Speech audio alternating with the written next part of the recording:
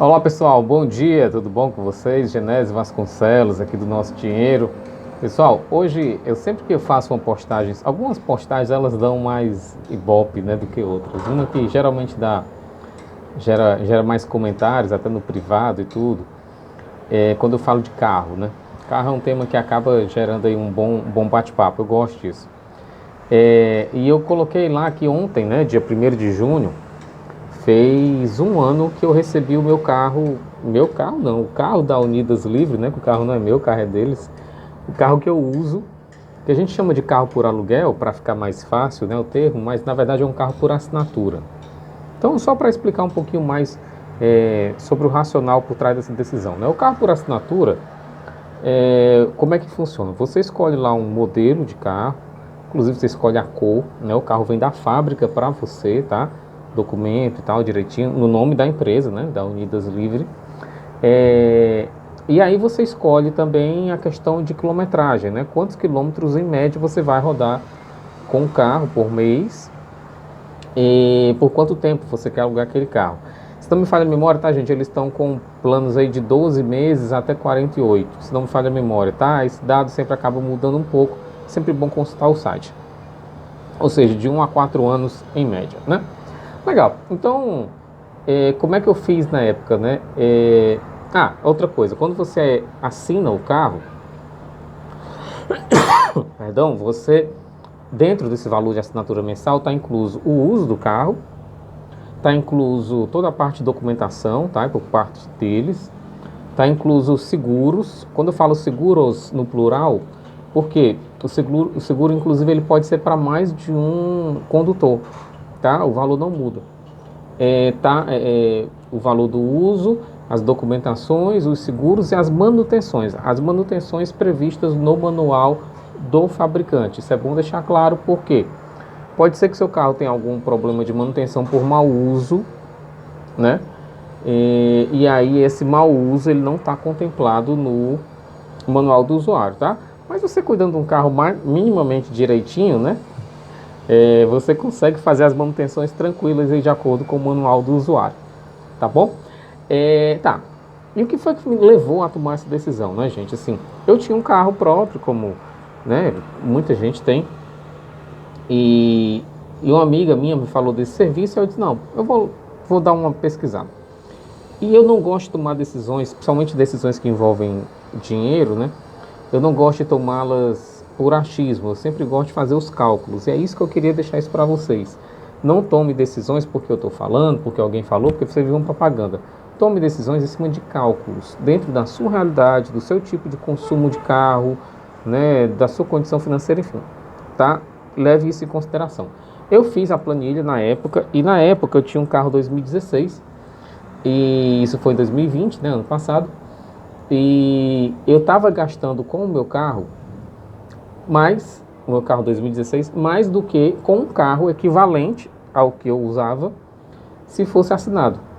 Quando se fala assim também, aí é interessante ter essa questão do cálculo na cabeça, tá, gente? Quando a gente fala assim, estava gastando mais, existe uma conta que você não gasta mensalmente, que é a depreciação do seu carro. A depreciação é a diferença entre o quanto que você comprou para o quanto que você vai vender, né? Esse valor você não tira todo mês do seu bolso, né? Você não tira mensalmente do seu bolso, mas você perde ele mensalmente, porque o seu bem tinha um valor e ele vai depreciando, tá? Então o que foi que eu fiz? No dia que eu fiz o cálculo, eu fiz o seguinte, eu peguei o valor que eu comprei o carro, fui nos classificados digitais, esses que tem na internet, e vi quanto é que estava custando o meu carro se eu fosse vender naquele dia, tá? E assim, sem emoções, sem amor ao carro, né? Eu peguei o menor preço do carro naquele dia. Vamos supor que eu quisesse vender naquela hora. Pá! Eu tinha que vender pelo menor preço, porque se tinha gente vendendo um carro mais barato, né? Assim, não fazia sentido eu vender um carro mais caro. Possivelmente eu não iria conseguir vender tão rapidamente. Então eu botei no menor preço de mercado dele. E aí você tem a diferença de valor. Eu peguei essa diferença e dividi pela quantidade de tempo que eu já estava com o carro, né? No caso, se não me falha a memória, eram 19 meses. E aí, ou seja, todo mês eu estava perdendo aquele valor. Se eu continuasse, eu ia perder mais, né? Bom, então eu vendi o meu carro, transformei o carro, eu já vinha investindo, né, nessa época e tudo. Aí eu transformei o carro em fundos imobiliários, que para quem não sabe são cotas de imóveis, imóveis comerciais, galpões logísticos, empresas, indústrias, shoppings, enfim. Eu dei uma pulverizada, coloquei tudo lá. E agora esse dinheiro do carro, ele que está investido, todo mês entra um valorzinho para mim, né? E também aí eu peguei e assinei o carro e está tranquilo, né? Outra coisa, pessoal, assim, às vezes as pessoas se perguntam, mas Genésio, como é que pode alugar um carro ser mais barato do que ter um carro, né? Eu já falei dessa questão da depreciação, é um dos custos que fica aí meio que invisível. Mas o outro ponto, pessoal, é o seguinte, que faz com que essa jogada aconteça de uma forma muito interessante. As empresas de aluguel, e eu estou falando da Unidas, eu queria deixar algo muito claro aqui, eles não estão me pagando, infelizmente. Eu até aceitaria, seria interessante, né? Não me pagam. Eu estou falando porque é o que eu consumo, tá? Mas outras companhias já têm esse tipo de produto. Recomendo que você olhe todas e compare preços, condições, enfim, tá? Estou falando porque é o que eu uso. Beleza. Então, essas empresas de locação de veículo, elas compram muitos carros durante o ano, muitos, né? Então elas compram direto com a fábrica, tá? Por conta disso, elas têm um desconto chamado desconto frotista, né? Ela compra abaixo do preço de mercado porque é um volume de compra muito grande. Coisa que eu e você, nós não conseguiremos fazer, tá? Não consegue. A outra coisa, pessoal, com relação a seguros. Da mesma forma como eles compram muitos carros, eles fazem seguros de uma frota inteira. Então, quando eles fazem seguro de uma frota inteira, eles conseguem barganhar o valor do seguro para um valor mais interessante. Coisa que eu e você também não conseguiríamos. Então perceba, na manutenção, mesma coisa, ele compra uma quantidade de peças absurda e ele tem um desconto absurdo em cima disso. Então perceba, como é que essa empresa ganha dinheiro?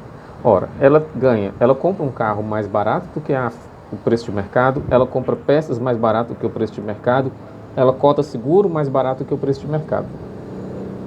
Então ela consegue te oferecer um carro mais barato do que o que você conseguiria pegar sozinho no mercado, tá? Então, ela já ganha aí. Quando ela vende o carro, ela também ganha, porque quando acabar esse contrato, ela vai vender o carro, tá? Quando ela vende esse carro, ela vai vender pelo preço de mercado da época que for, né?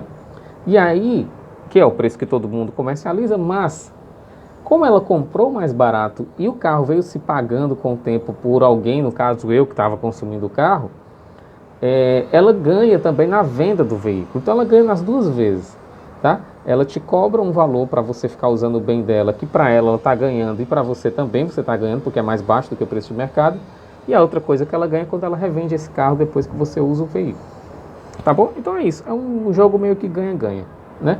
As empresas estão atentando para isso, é uma coisa muito interessante. E eu achei a ideia maravilhosa, para mim está dando super certo, tá?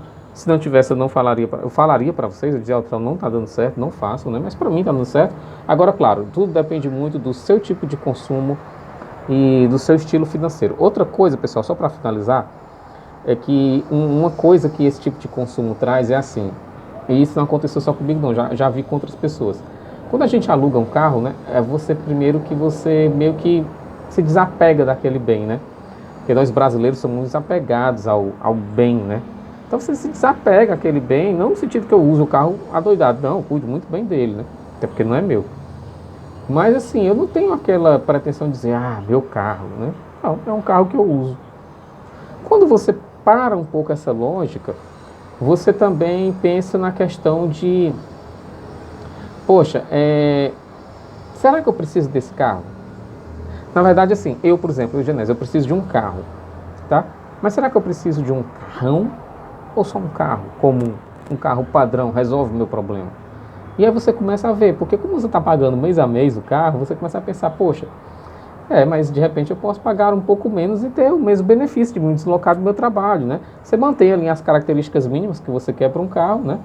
E você pensa, poxa, é isso, né? Eu já vi gente, por exemplo, e aí só sugestão, tá? Já vou finalizar o vídeo que está ficando muito longo.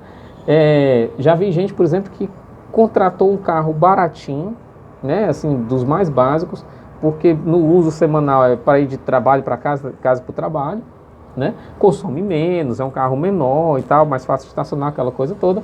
E quando vai viajar, pegar a estrada final de semana, porque não fica pegando estrada todo final de semana, uma vez ou outra, a pessoa vai lá e loca um outro carro, um outro sistema, tá? Se não é o mesmo contrato não, tá? Ela vai lá e loca um outro carro maior, mais potente, com bagageiro maior, sei lá, né? Para atender as necessidades ali daquela viagem. Resolveu, devolve o carro, também não é dela, e volta pro carrinho para ir todo dia pro trabalho, para casa. Acabou, é isso, entendeu? Então a gente começa a repensar alguns consumos que a gente faz na vida, tá bom? Espero que esse vídeo tenha sido útil. Se você gostou, deixe seu comentário, compartilhe, tá? Tá no YouTube, tá no Facebook, tá no Instagram do Nosso Dinheiro. E agradeço demais todos os comentários e sugestões que vocês têm deixado pra gente, tá bom? Bom uso dos recursos, bom uso do dinheiro de vocês, sucesso e até mais.